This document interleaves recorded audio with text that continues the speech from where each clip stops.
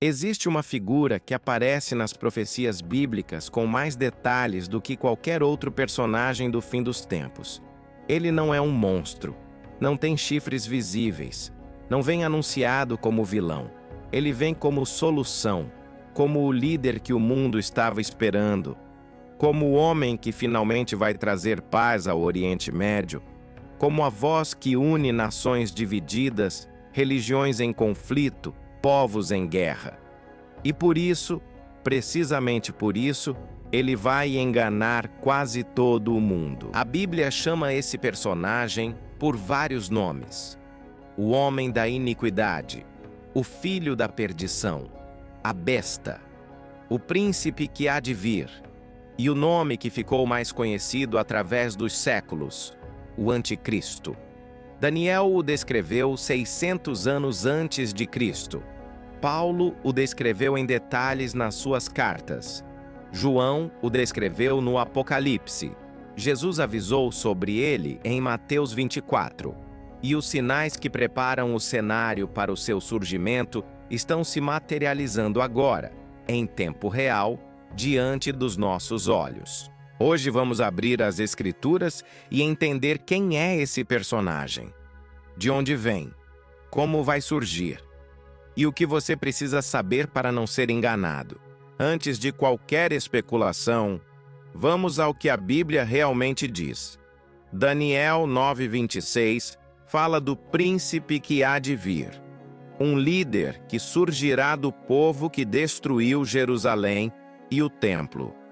Historicamente, isso aponta para o Império Romano. O Anticristo terá conexão com a reconstituição do poder romano, que muitos estudiosos identificam com a União Europeia ou com uma ordem mundial ocidental.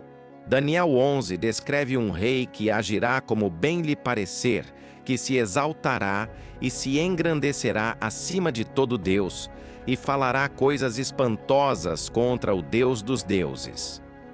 Um líder sem precedente histórico em termos de arrogância e poder concentrado.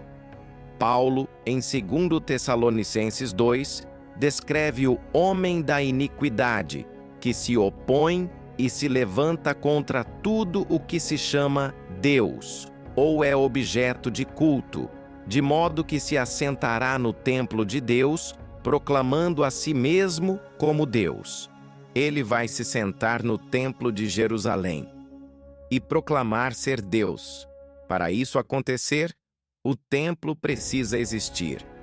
João, no Apocalipse 13, descreve a besta que recebe poder, trono e grande autoridade, que faz toda a terra adorá-la, que tem autoridade sobre toda tribo, povo, língua e nação, e que implementa um sistema econômico onde ninguém pode comprar ou vender sem a sua marca. Esse personagem não é ficção científica, é profecia detalhada, registrada há 2 milênios, descrevendo alguém que ainda está por vir. A Bíblia não apenas descreve quem é o Anticristo, ela descreve como ele vai surgir. E esse processo é mais sofisticado do que a maioria das pessoas imagina. Ele não vai surgir declarando ser o mal. Vai surgir como solução para uma crise. Daniel 8:25 diz que, pela sua astúcia, fará prosperar o engano na sua mão. E Daniel 11:21 descreve que ele obterá o reino pela lisonja, pela persuasão, pelo charme, pelo discurso convincente. O Anticristo será o maior comunicador que o mundo já viu. Sua capacidade de influenciar multidões vai além de qualquer líder histórico. Paulo diz que sua vinda será segundo a eficácia de Satanás, com todo poder, sinais e prodígios enganosos. Ele vai realizar sinais e maravilhas que vão convencer até os mais céticos.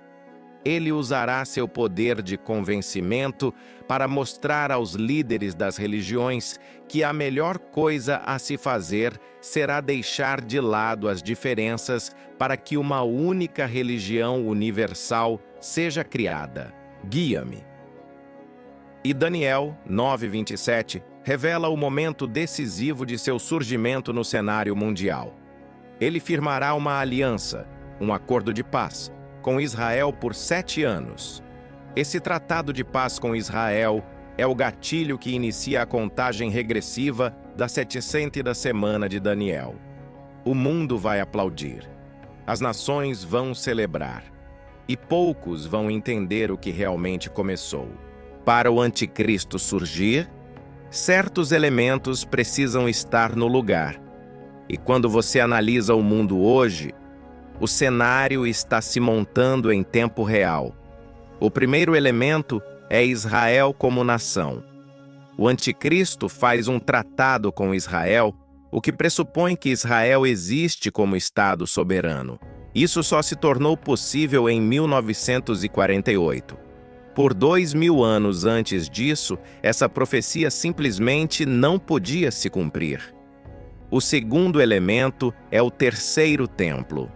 Paulo diz que o anticristo vai se sentar no templo de Deus. O terceiro templo está associado no Novo Testamento com o homem da perdição, o anticristo, que será manifestado naquele tempo. Guia-me. O Instituto do Templo em Jerusalém já preparou todos os utensílios sagrados, treinou sacerdotes levíticos e desenvolveu plantas arquitetônicas detalhadas. A novilha vermelha, necessária para a purificação ritual antes da construção, já foi encontrada e verificada por rabinos. O terceiro elemento é um sistema de controle econômico global. O Apocalipse descreve que ninguém poderá comprar ou vender sem a marca da besta. Para isso ser possível, era necessário um sistema financeiro digital globalizado, com capacidade de rastrear e bloquear transações individuais. Hoje isso existe. CBDCs, moedas digitais de bancos centrais, estão sendo implementadas em mais de 130 países. A infraestrutura tecnológica para o sistema econômico do anticristo está sendo construída agora. O quarto elemento é uma ordem mundial unificada. O anticristo terá autoridade sobre toda tribo, povo, língua e nação. Para isso, precisa existir uma estrutura de governança global com poder real sobre os estados nacionais. Organizações como a ONU, o FMI, o Banco Mundial e o Fórum Econômico Mundial representam os primeiros estágios dessa estrutura. O elemento mais conhecido das profecias sobre o anticristo é a marca da besta, descrita em Apocalipse 13, 16, 17, e faz que a todos, pequenos e grandes, ricos e pobres, livres e escravos, seja dada uma marca na mão direita ou na testa, e que ninguém possa comprar ou vender, a não ser aquele que tiver a marca, o nome da besta ou o número do seu nome. Por séculos, essa profecia pareceu impossível. Como alguém poderia controlar as transações econômicas de toda a humanidade? Hoje a resposta é óbvia. A tecnologia existe. Pagamentos digitais, biometria, implantes de chips, moedas digitais rastreáveis. A infraestrutura para um sistema de controle econômico universal está sendo construída passo a passo. A China já implementa um sistema de crédito social que pune comportamentos considerados indesejáveis. Bancos já têm capacidade de bloquear contas instantaneamente. E a narrativa de inclusão financeira e segurança está sendo usada para normalizar o monitoramento econômico universal. Mas há algo crucial que a maioria perde. A marca da besta não é apenas econômica. É uma declaração de lealdade. Aceitar a marca significa aceitar a autoridade do anticristo e rejeitar a soberania de Deus sobre sua vida. Por isso, Apocalipse 14, 9 e 10 declara com solenidade aterrorizante que quem receber a marca beberá do vinho da ira de Deus. Não é uma questão de conveniência econômica. É a escolha mais importante que qualquer ser humano já fez. Toda a narrativa sobre o anticristo, por mais sombria que seja, termina com uma cena que transforma o terror em esperança absoluta. Daniel 7,26 declara: "Mas o tribunal se assentará e lhe tirarão o domínio para o consumir e o destruir de vez." Paulo, em 2 Tessalonicenses 2,8, é ainda mais direto. "E então será revelado o iníquo, a quem o Senhor Jesus matará com o sopro de sua boca e destruirá com o resplendor de sua vinda." Com o sopro de sua boca. Com o resplendor de sua vinda.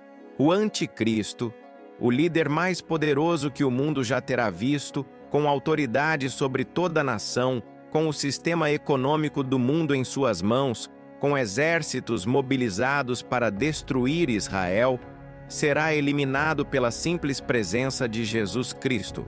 Não haverá batalha prolongada, não haverá negociação. A volta de Cristo encerra o reinado do anticristo de forma tão absoluta e imediata que nem sequer pode ser chamada de batalha. Apocalipse 19 descreve a cena. Jesus voltando sobre um cavalo branco, os exércitos do céu o seguindo, e a besta sendo capturada e lançada no lago de fogo. O anticristo é real. Seu surgimento é iminente. Seu reinado será aterrorizante. Mas seu fim está escrito e não pode ser mudado. O anticristo vai enganar quase todo o mundo. A palavra quase é a mais importante dessa frase.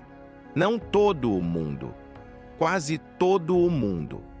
Aqueles que não serão enganados são os que conhecem as Escrituras, os que entendem os sinais, os que não procuram um Salvador humano, porque já encontraram o Salvador divino. Jesus disse em Mateus 24, "Então, se alguém vos disser, eis aqui o Cristo, ou está ali, não acrediteis." O antídoto para o engano do anticristo é conhecer o Cristo verdadeiro tão profundamente que nenhuma imitação, por mais convincente que seja, possa enganar. Você não precisa ter medo do anticristo. Você precisa estar preparado para não ser enganado por ele. E essa preparação começa agora, com o estudo das Escrituras, com o conhecimento das profecias, com a intimidade com o Deus que revelou o fim desde o princípio, para que seus filhos não sejam pegos de surpresa. Este canal existe para isso, para que quando os eventos se desdobrarem, você não seja um observador confuso, mas alguém que entende o que está acontecendo e sabe em quem confiou.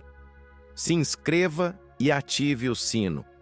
E compartilha com alguém que precisa entender os tempos, porque o tempo é curto e a verdade precisa alcançar quem ainda não a conhece.